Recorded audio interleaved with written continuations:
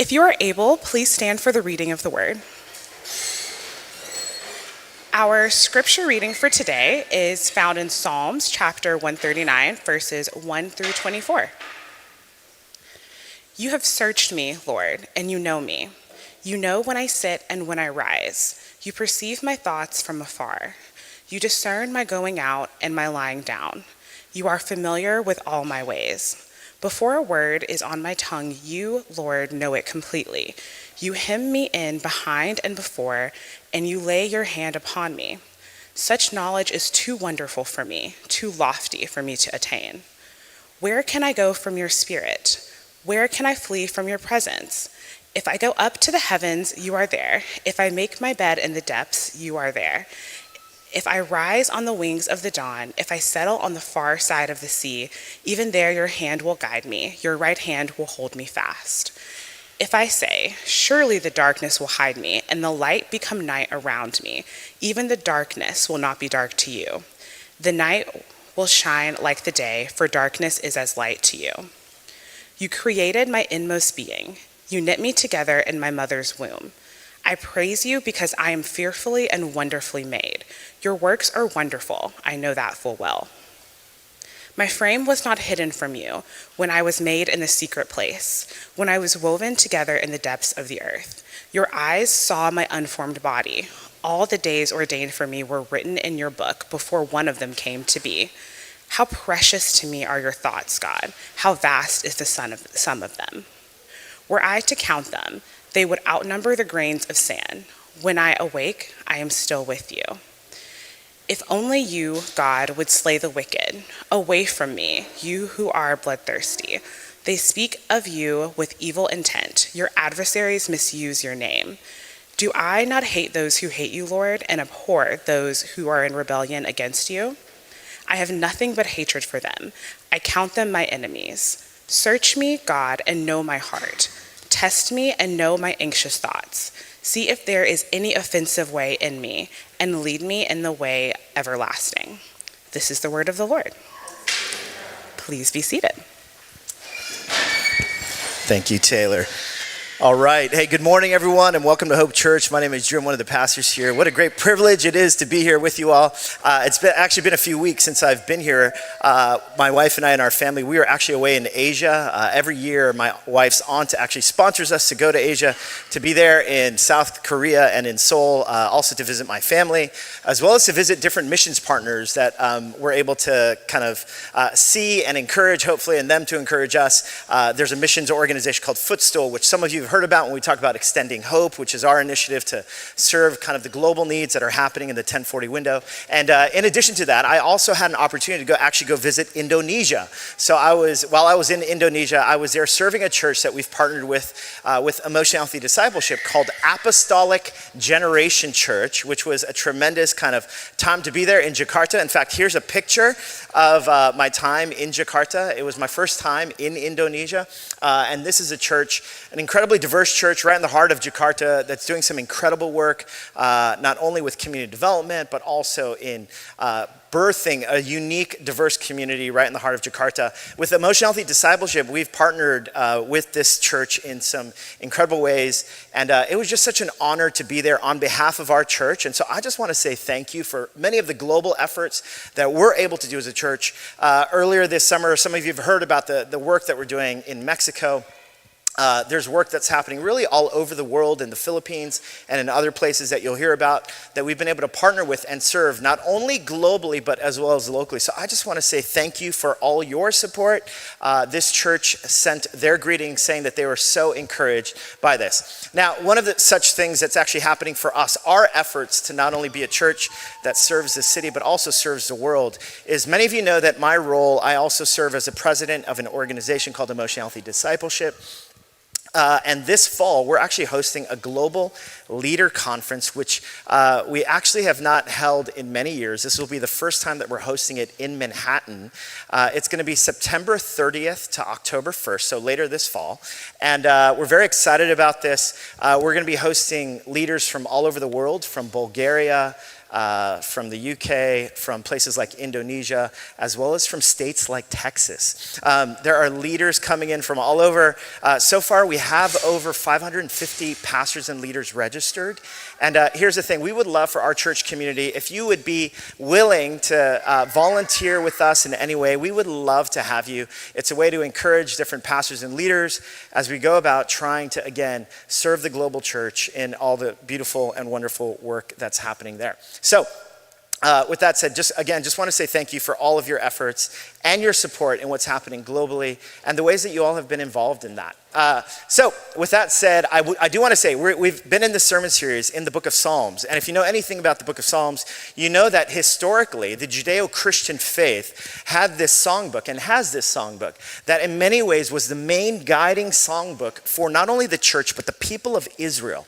The songs that they would sing to God that expressed the whole gamut of human emotion, everything from sorrows and anguish to joy and praise. And one of the most beautiful things as we've been exploring in the summer in the Psalms is just how these Psalms really do encompass the wide breadth of human experience. So for instance, even in this Psalm that was read for us in Psalm 139, it starts out with saying, this idea that God has searched us and he knows us. And then it goes into this beautiful kind of view of how God is not only omniscient, but God is omnipresent. There's nowhere where we can hide from God's presence. And then did you notice there's this moment where it's like, and God, can you get those bad guys? The bloodthirsty, all those enemies are enemies of mine. I hate and abhor them, right? There's a part of me as I read these Psalms, I'm like, that sounds like the human experience, right? There's these moments of incredible praise and wonder at who God is. And then there's these moments of just anguish and toil and anger and get those bad guys. And then it ends again in a different way. Now, one of the beautiful things about the Psalms is that, again, it depicts so much of the human experience and how God is in the middle of all of our human experience in the various seasons of our lives, whether we're in our teenage years or whether we're in college and university or years, or whether we're into young adulthood or we're married with kids or single, whatever season, the Psalms really speak to every single season of life. And we've been talking about these various Psalms, how they really do kind of hopefully cry out the human experience and what the human experience is all about. Now, notice how this Psalm actually begins, because it's a view. Now, you got to imagine these Psalms were actually sung in community. This Psalm in particular, though, has this very kind of inner, individualistic kind of mindset because it points to the individual human heart. Now notice how the psalmist begins. And this psalmist, generally speaking, many people believe it was David who wrote this psalm. Look at what it says. It says, "You have searched me, Lord, and you know me. You know when I sit and when I rise. You perceive my thoughts from afar. You discern my going out and my lying down. You are familiar with all my ways." Now, here's what's so beautiful about this psalm, because whether you're someone who comes from a background of belief or not, if I were to ask you, even if you don't believe in God, what would be some attributes of God that you would think, if you were to create a God, what would that God be like? And I think for many of us, if we didn't come from a religious background, I think many of us would say, one of the things about a God who is bigger and stronger than me is that this God would be omniscient, that this God would know all things. And that's exactly what this psalm is depicting. It's depicting a God who actually knows all things. And so throughout this psalm then, it will talk about a God who knows everything about me and you. Every single part of us. You have searched me and you know me. You know what's interesting is in Acts chapter 19, there's actually this passage where the Apostle Paul, he's actually speaking to a group of people who don't come from kind of like a Judeo-Christian faith background. And he's talking about a God who basically created the entire universe and everything in it. And then he says, he's the God who gave every single one of us breath. And so he animates our being. Now I want to give you this sense because I just want you to, just for a moment right now, just start to notice your own breathing. Don't stop breathing, some of you, but just to begin to notice your breathing. You know what's amazing in the wonder of God? What the Apostle Paul is basically saying is, do you realize that your very breath, that just involuntarily keeps you alive. That God is the one that gives you that very breath. In fact, this idea that God is actually closer to you than your very breath. I mean, just think about how personal and intimate your breath is to your sustenance. And the idea that Paul is talking about is like, do you realize that God is closer than your very breath? He knows everything about you. Now, in our discipleship paradigms, we often use this image. It's an image of an iceberg. And of course, in an iceberg, 10% is above the surface. And then there's this 90% below the surface. And we've used this image because we've talked about how oftentimes, especially in modern society, it is so easy to focus on this 10%. And especially in today's social media saturated world, the ways that we can curate our online persona through LinkedIn and Instagram and TikTok or whatever, it's so easy to focus on this 10%. And religious communities are guilty of this as well. It's so easy to somehow come into spaces like this, especially in a city like New York where everyone is looking to become a brand new person, and to somehow curate an image of us on the outside. But isn't it true that what all of us as human beings are deeply longing for is someone to know us deeper than that? Is someone to actually see beyond the veneer of where do you work? Where did you go to school? What's your earning potential? Where do you live? Maybe you didn't ask that question, where's your earning potential? I was just thinking that's a question though, that how we size each other up. It was interesting. There's a woman, Chacho from Lesotho, who actually is part of our church in Midtown. And last week, as I was talking to her, she said, there is such a preoccupation here in New York with where people work. Of all the places that she's lived in London, South Africa, Lesotho, of course, and now here in New York. She just said, the drive here and the ways that we define ourselves by where we work. Now, isn't that true though? That's just part of the 10%.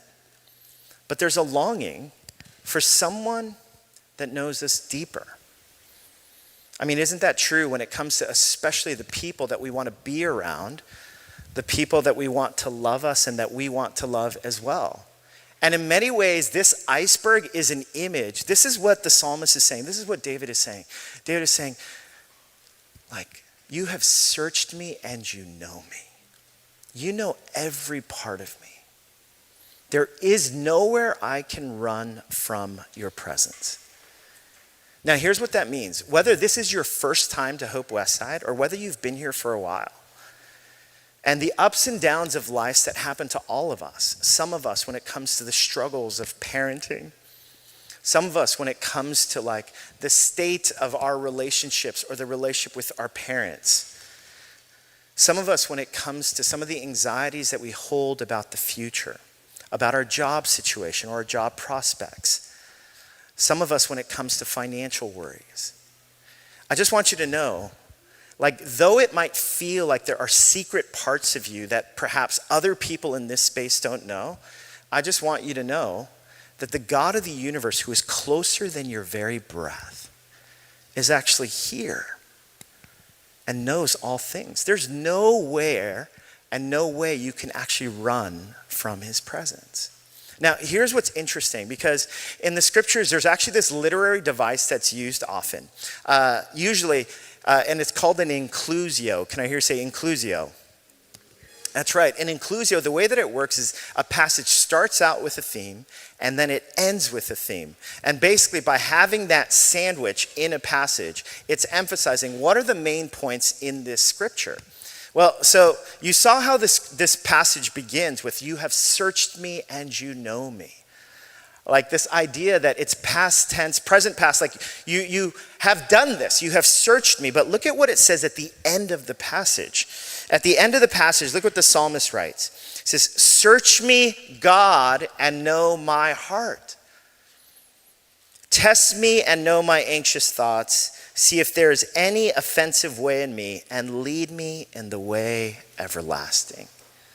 Now, here's the inclusio. See, it started with, God, you have searched me, and it ends with this heart cry from the psalmist. Not only have you already searched me, not only do I know that you know all things about me, but God, I want you to actually do the work of excavating my soul even further. I want you to search me.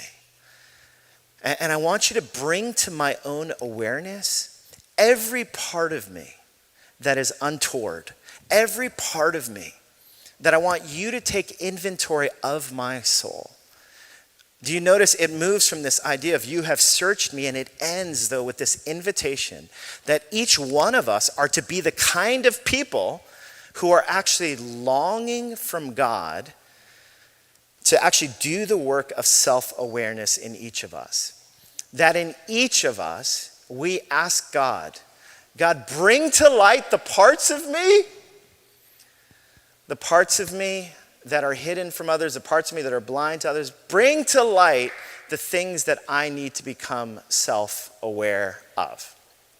Now, I've mentioned, we're teaching a course right now called Emotionally Healthy Dating. And in the course, we've actually talked about how there was research that was shown that 90% of the people that were polled said that 90% said that they were in the top 1% of self-awareness. Now, listen, the math ain't mathin'. But here's the thing, even as I say that statistic, many of you are basically like, these fools. They all think they're in the top 1%. I know that I'm in the top 1%. I mean, isn't that what all of us are thinking right now? Like, oh, I wish my uncle heard that statistic or something. But it's true, all of us think that we're more self-aware than we are. Now, you know what's interesting is there's a virtue. Again, the psalmist is talking about the virtue of actually growing in self-awareness.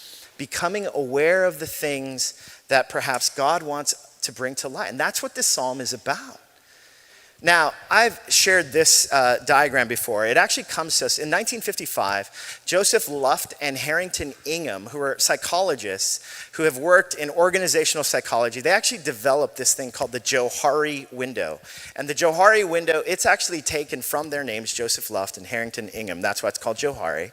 But if you notice in this diagram, it's called the Johari window, and it's basically an exercise that was introduced to various groups so that we could hopefully become a people who are more self-aware. So if you notice, of course, in the bottom kind of right-hand quadrant, the purple quadrant there, where it says unknown, now notice that's the quadrant that's unknown to me, so I'm not even aware of it, and it's unknown to others. Now, of course, as human beings, we all are a deep well of the mysteries. I mean, this is what that unknown, Terry, that's what God is aware of. That's what God knows all things. But notice there are these other quadrants. And in these other quadrants, first, there's the bottom left quadrant, which is the hidden quadrant. And if you notice in the hidden quadrant, it's what's known to me, but I often keep hidden from others. Now, in this paradigm, it's actually a paradigm that says that hopefully that open quadrant in the top left, which is known to me and known to others, it basically means that what maturity looks like is all of us are actually growing outward and downward. We're actually opening up that open quadrant so that there's consistency within how I show up in the world.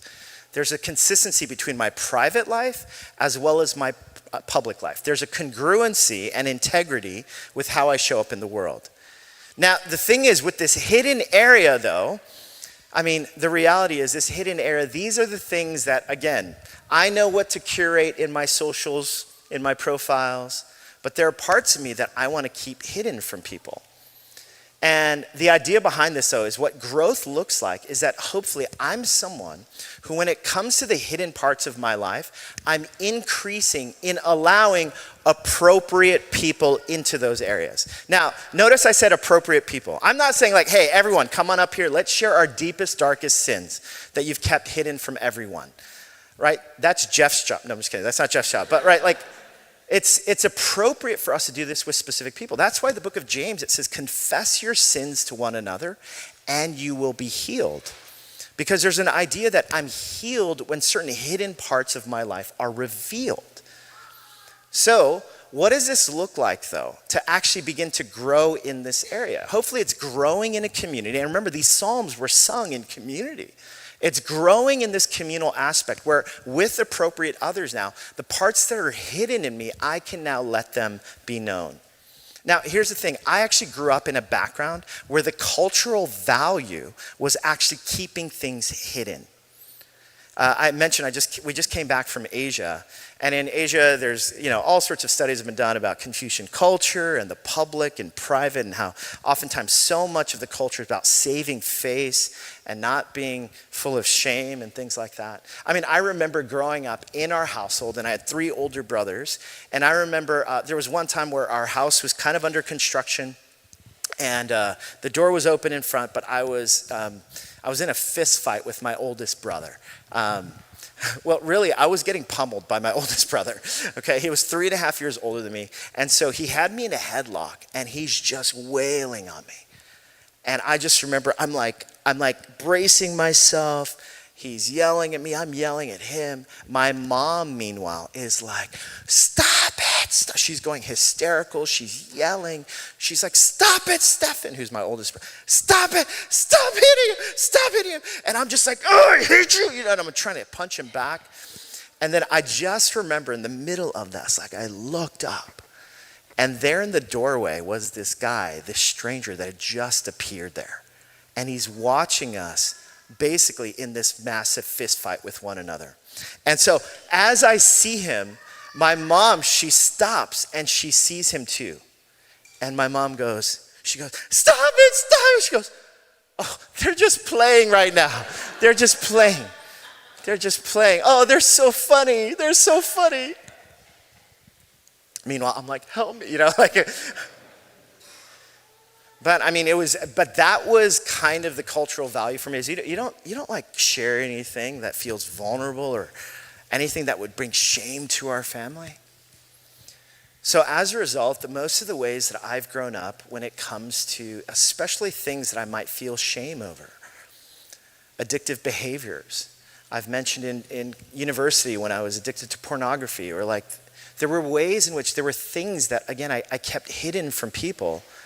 And a lot of that is this cultural value that somehow is self-protective. But you and I know this, right? Like whenever we keep things that are hidden, they actually have a way of rotting inside of us, which is, again, why the scriptures repeatedly talk about the value of bringing things to light with appropriate others.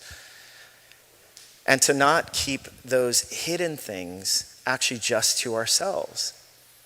And this is where community and appropriate community is so significant. But again, in New York, it's so easy, though, because we're used to just putting up this image of who we are and to try to flex about, I don't know, our background, our education, and all this stuff. And God's like, "Listen, I know everything about you." But what does it look like for us to grow when it comes to hiddenness? See, but there's not only this area of hiddenness, there's also the blind spots here in the top right? The blind spots are basically the things that are unknown to me, but are known to others. Now, again, I mentioned the statistic about kind of like how many of us think that we're in the top 1% of self-awareness. And oftentimes, I think that I'm in that top 1% for sure. But even the teachings of the scriptures constantly, and you can notice even in this passage when he says, "Search me and test my anxious thoughts and lead me in the everlasting way," the psalmist is basically saying, my blind spots, the parts of me that I'm not aware of, God, bring them to light. And in the same way, the scriptures constantly talk about this idea that we need one another. Over 100 times in the New Testament, the phrase "one another" is used. Why? Because there's something about being in a community with one another where people hopefully can lovingly bring to awareness the parts of me that are untoward, the parts of me where I can say, "God, lead me in the everlasting way." Now, I need to admit, though, that there are blind spots. Actually, I wanted to show you this picture. Dave Jennings actually sent this picture to me. That That's me in 2007, everyone. I know. You're like, I don't recognize that guy. Neither do I. Listen, this guy had a full set of hair. I wear a hat for a reason now, so some of you are like, what's funny is like our kids now, they're 14 and 10. Whenever they see pictures like this from like 2007, and they see me with like a full set of hair, they're always like, oh, what, that was you. Now, even back then though, I was probably in my mid-20s then, and I was, even then my hair was receding. But I look back at that picture and I remember kind of like, as I was losing more and more hair, there was actually this moment when actually our kids were very young, and I've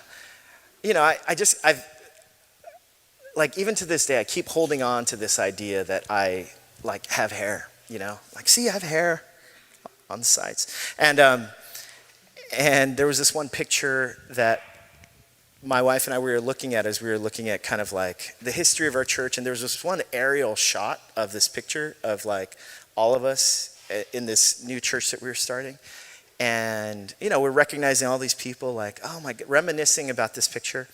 And then there's this, then I pointed out this one guy and I'm like, who's that? And Tina, she kind of gasps. She's like, and I'm like, what? She goes, that's you. I was like, what do you mean that's me? It's like, look at how bald he is. And she goes, honey, you're really bald. I was like, no, I'm not. I'm like, no, I'm not. And she goes, David, come over here. And my son, who was little at the time, he walks over. And then Tina's like, David, who's that? And then he's like, Appa! And then he runs away. And I was like, oh. And I was like, wow. I remember it was so hard for me to just start to even admit I'm bald. But I mean, that's kind of like it with blind spots in general. Like with a lot of things about one of the questions that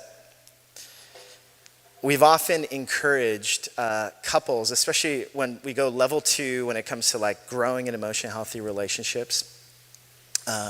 One of the questions that we ask people to do incarnational listening with is, what's the emotion that when I show it, it's difficult to be around me? And then the couple will actually share that emotion. And we do incarnational listening around it because we want couples to start to try to understand one another a lot better. Now that's like a level 2, level 3 question. We actually start with what's the biggest thing impacting your life. A lot easier to do listening around that. But when it comes to now beginning to point out different blind spots, especially those blind spots that might be hurtful, like again, that takes hard work and a strong dose of humility. Now, but what's interesting again about this psalm is that, do you realize like this disposition of self-examination, of wrestling with what are the hidden parts of me that need to come to light? What are the blind spots in me that I want to welcome feedback from other people? Like, do you realize that task takes an incredible amount of humility? First, in being willing to reveal some of the shameful parts of me. And secondly, to ask other people, what are the parts of me that needs to grow and to hopefully mature into what God wants it to be? And so you can imagine then, if we see this iceberg, like this is a really tall ask. We're basically saying, why? Well, first, you're telling me that I need to actually grow in this self-investigation of trying to grow in this iceberg. And I'm like, yes, that's what this psalm is about. To do so, believing that this is actually what leads to a flourishing life. Now, I know what you're thinking. Some of you are probably like, oh, gosh, dang it. This is why I hate church. I knew it. This is all the preacher wants to talk about is how I need to grow up and get better. Like guilting me into trying to do things. Why can't I just be who I am? I mean, isn't that the posture that many of us probably feel? Like, why in the world would I do that? Why would I even take the step to share anything shameful or to actually bring hidden things to light? Why in the world would I ever want to invite other people to say things about me and to speak truth into my life about my blind spots? I mean, most of us would chafe at that. And some of us, we've been so wounded by religious cultures and churches that even our reaction tells us, like, there's no way in heck I would ever do something like that. And this is so typical preacher guy telling us that we need to figure out how we need to confess and how we need to get better. You know, I think honestly that's one of my reactions to this passage, especially the way it ends, because I just grew up in a background where shame was a big part of religion, the religious experience. And because shame was such a big part of it, like immediately the things that I associate with God tend to be associations with like how I'm not measuring up. And honestly, there were some religious communities that I grew up in where because of that, I felt like religious communities often brought me to not necessarily value myself, but to actually hate myself or to have so much shame about who I am and to think, you know what, Drew, so typical. You need to get better. You're such an idiot. You need to confess more. You need to do better. You need to. And honestly, there's a part of me even just preaching this message where some of you are like, are you okay, Drew? You might want to calm down there. But you know exactly what I'm talking about, this idea of shame. And some of us, maybe this is what you associate religious communities with, is pain, shame, self-hatred. Why can't you be better? Go and ask other people how you've messed up. And honestly, there's a part of me growing up in a very critical household that's used to being very self-effacing, harsh towards myself. And maybe it's one of the reasons that you've been repelled by religion yourself. In fact, some of you have been repelled, but it's so strong in you that the reason you showed up to church is because you're like, because that voice that still shames you is still here. And there's a part of us that's like, oh, this is so typical preacher guy talk about all the ways that I failed and that I need to get better. But you know what's interesting is, do you realize that the rest of the psalm, did you hear what the rest of the psalm was about? So many people think, oh yeah, the religious response is basically like, oh, just beat yourself up and search me and lead me in the everlasting. But do you realize that the majority of the psalm was much different and is much different? For most of Psalm 139, it talks about how you've knit me in my inmost being. You see me. You are omniscient. You are omnipresent with me. And now here's the passage. They actually stole my thunder way earlier. It was supposed to be shown now, but here it is. Look at what it culminates into, what the passage culminates into. It says, for you created my inmost being. You knit me together in my mother's womb. I praise you because I am fearfully and wonderfully made. Your works are wonderful. I know that full well. The majority of the psalm is not about all the ways that you have messed up before God. The vast majority of the psalm is you are fearfully and wonderfully made. High five your neighbor and say, you are fearfully and wonderfully made.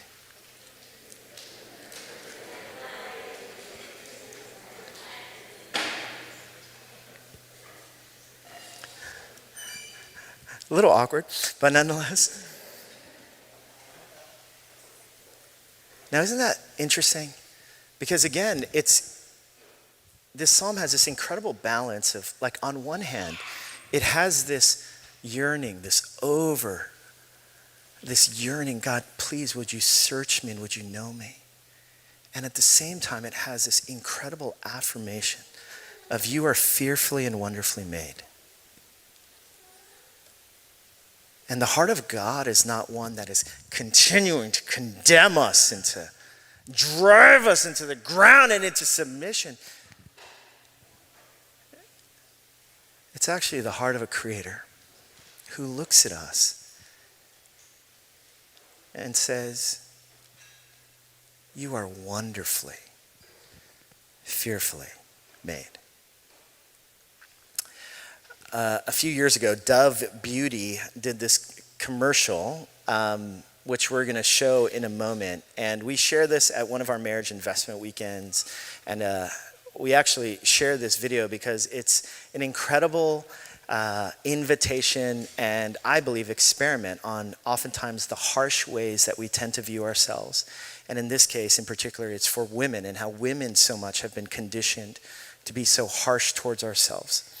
And we're going to play this video now, and it's an opportunity for us to view what does it look like to be people who are fearfully and wonderfully made. Let's watch that video now. I'm a forensic artist. Worked for the San Jose Police Department from 1995 to 2011. I showed up to a place I'd never been, and there was a guy with a drafting board. We couldn't see them, they couldn't see us. Tell me about your hair. I didn't know what he was doing, but then I could tell after several questions that he was drawing me. Tell me about your chin. It kind of protrudes a little bit, especially when I smile. Your jaw. My mom told me I had a big jaw. What would be your most prominent feature? I kind of have a fat, rounder face. The older I've gotten, the more freckles I've gotten. I would say I have a pretty big forehead. Once I get a sketch, I say thank you very much, and then they leave. I don't see them. All I had been told before the sketch was to get friendly with this other woman, Chloe. Today I'm going to ask you some questions about a person you met earlier, and I'm going to ask you some general questions about their face. She was thin, so you could see her cheekbones. And her chin, it was a nice, thin chin. She had nice eyes. They lit up when she spoke. Cute nose. She had blue eyes, very nice blue eyes. So here we are. This is the sketch that you helped me create, and that's a sketch that somebody described of you. So yeah, that's...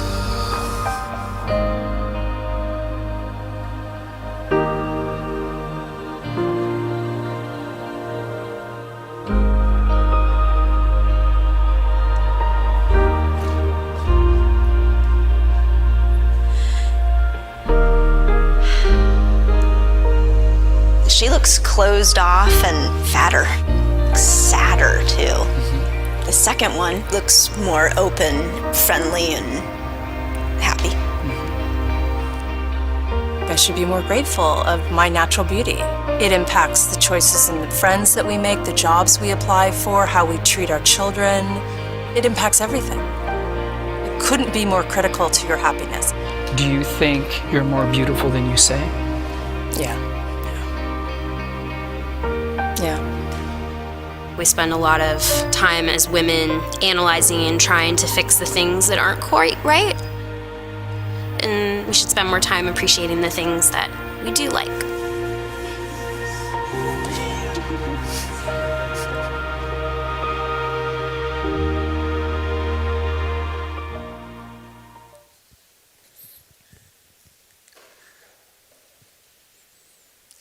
You are more beautiful than you think.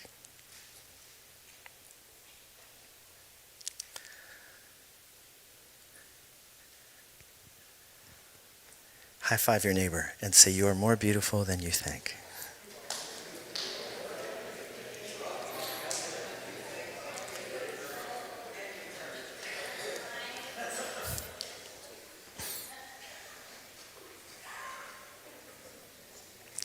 You are more beautiful than you think. When I first watched this video, there's a part of me that resonated so much. I think growing up as an ethnic minority and constantly kind of being told messages that somehow I am other or foreign or different. Whether because of how I looked or the food we ate or the shape of my eyes. And then to watch, obviously, this video and to think about today how so many women in our culture today, the ways in which culture can be so unforgiving when it comes to the ways we view ourselves.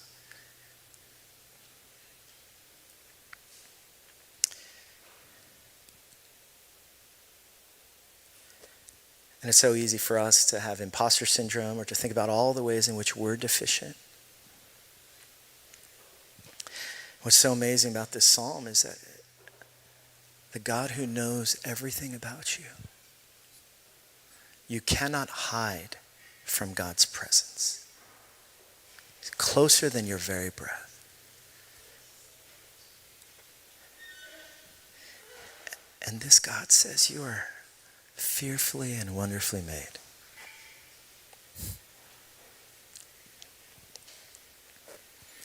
You know, when it comes to today's world and the ways that we often find our footing when it comes to identity and kind of our own self-image, in general, now this is, again, a general statement that's going to be made, is that in general there are two different ways in which we find our sense of identity. One is the traditional way in traditional cultures.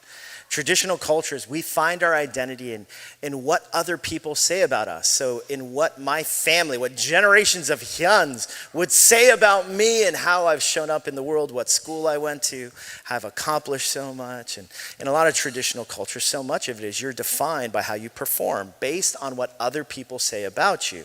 Again, this is what shame-based cultures tend to be like.